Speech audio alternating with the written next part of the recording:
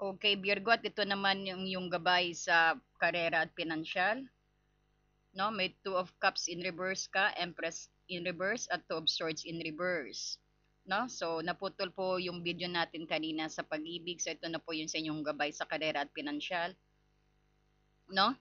So, may mensahe ang baraha sa iyo. Ang Two of Cups, ito yung aspeto ng karera mo. Ang barahang ito ay nagpapahiwatig na posibleng hindi pagkakaunawaan o hidwaan sa mga katrabaho o sa business partner mo.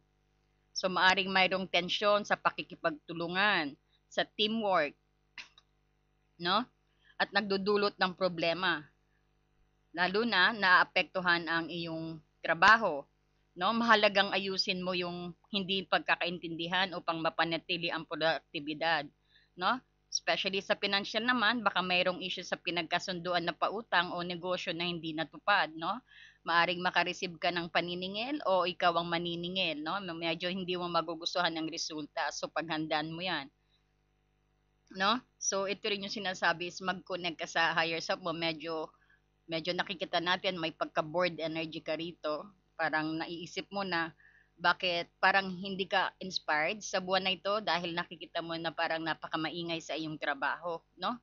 At nakita mo rin na parang maraming mga intriga, no, sa trabaho. Kaya at saka napapansin mo, no, sa Empress in reverse din, ito yung yung parang nag-iisip ka na sabihin natin, may tinapos ka, may inano ka, pero iba-iba yung tinatrabaho mo. Parang ngayon naalala mo yung dati na parang ito pinag-aralan ko pero iba tong trabaho ko, hindi ko nagagamit ang skills ko at yung mga capability ko, yung pinag-aralan ko, no? Parang medyo gano'n, nagtatanong ka sa sarili mo, no? So, ang sabi ng Empress, maaring nang makaramdam ka ng nalulungkot ka at para lalo na yung pagiging creative mo o ang inspirasyon mo sa iyong trabaho, no? Parang very low energy.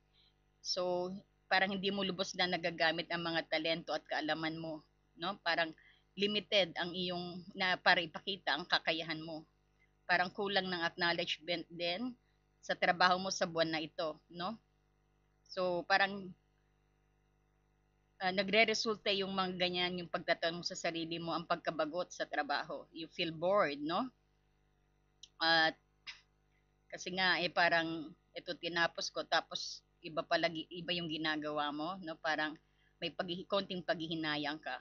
So parang may two of swords ka rito, parang iniisip mo ay baka nga mag-ano na lang, baka stop muna ako, maghanap talaga ako ng gusto kong trabaho, yung magagamit ko ang talento at skills ko, no? Para ano parang gusto mong buhayin yung inspirasyon mo, no? Nakita naman natin sa aspeto ng pinansyal, ito rin yung nagpapahiwatig ito ng posibleng paggastos na hindi na plano o kakulangan sa pagpapahalaga sa mga ari-arian. So mag-ingat sa mga desisyong pinansyal na walang sapat na hindi mo na walang sapat na kumbaga hindi pag-iisip, kumbaga hindi mo medyo magiging magastos tayo sa buwan na to, no? At parang hindi mo pinag-iisipan, bili ka na lang ng bili, parang na-attract ka. So kung mababawasan ang ganyang pananaw sa buhay kasi itong Empress in reverse is ito yung parang unwise spending na magdudulot ng kakulangan sa buwan na ito. So, maari mong pagtuunan ng pansin yan, no? Parang bili ka ng bili na hindi naman kailangan pala, no? Parang ganon. So, pag-ingatan mo ang yung financial when it comes sa budgeting. So, ito rin talagang two of swords na ito. Ang barang ito ay nagpapahiwatig na nahihirapan ka magdesisyon o gumawa ng aksyon sa isang mahalagang bagay sa iyong karera, no? Ayun nga, nanghihinayang ka, no? So, posibleng nagpapaliban ka sa pagharap sa isang problema din na nagiging sanhi ng mas malaking problema sa hinaharap, no? Sa financial, baka ayaw mong harapin ang isang issue na may kinalaman sa pera, no? Ayan nga na sabi ko rin na kanina na paghandaan mo. Uh, so mahalagang maging matapang na harapin ang mga problema upang makahanap ng solusyon, no? So, titignan natin dito. So, ang conclusion mo rito actually at yung pangkahalatang gabay mo rito is ang buwan nito ay nagpapaalala sa iyo, Virgo, na maging maingat at responsable sa trabaho at pera. Huwag baliwalain ang mga tensyon sa trabaho at agad mo itong ayusin, no? Subukang maging mas malikain ka at huwag matakot na harapin ang mga problema. Huwag magmadali sa mga desisyon, no? Lalo na kung pera ang nakataya dito, no? So nakikita natin posibleng zodiac sign na makakasalamuha mo na narito pagdating sa trabaho, no? Mag-ingat ka sa pakikipag-ugnayan sa mga earth sign, ka-sign mo, no? Taurus, Capricorn. Pagdating sa pinansyal, no? Posibleng hindi nagkakatugmaan yung mga idea o diskarte. So sa trabaho naman, ang mga air sign, Gemini, Libra, Aquarius ay maaring magbigay ng hamon sa iyong mga desisyon, no? So tatandaan mo, itong two of swords na to, mahalagang harapin mo ang lahat ng issue, no? Dahil alam mo naman nakikita mo kung anong problema, no? At saka huwag kang matatakot. Yan ang pinaka tema mo sa karera at sa ano. So, pagandaan mo rin yung maniningil sa iyo o ikaw ang maniningil, no? So, ayan din. So, sa guidance natin dito, ito yung parang sinasabi yung pagpapatawad sa ating sarili, kung pinapatawad ba natin at alam ba natin ang totoo, no? Ito yung landas tungo sa pagpapatawad at pagpagaling o sabihin natin healing, no? Ito yung tungkol sa pagsisisi sa sarili rin, no? Ito ay tungkol sa pagkilala sa iyong nakaraan at pagtanggap ng responsibilidad, no? Para sa iyong kinabukasan. So ang paghingi ng tawad sa sarili ay ang unang hakbang tungo sa pagpapatawad sa sarili. Yan ang guidance mo, yung am I apologizing for my own truth, no? So narito yung mga simpleng gabay na upang tulungan ka sa ating ano no, sa ating guidance din. Ayan yung kilalanin ang kung ano yung saan nagsimula or sabihin natin magsimula sa pamamagitan ng pag-amin ng tapat sa ginawa mo at kung paano ka nasaktan.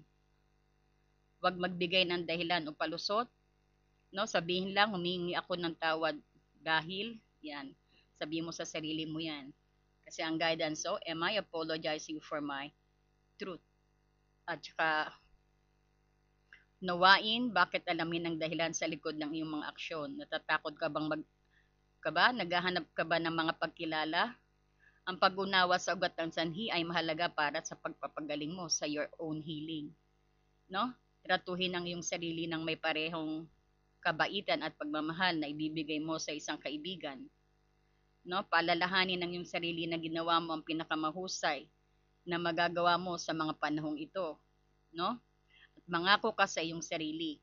Ito ang pinakamahalagang bahagi, no? Mangako sa isang bagong pag-ugali, mangako na makikinig ka sa iyong intuition, na protektahan ang iyong mga hangganan o maging mas mabait na boses sa iyong isip. So ang pangakong ito ay ang pundasyon ng iyong bagong paggalang sa sarili. Ayan, am I apologizing for my truth, no?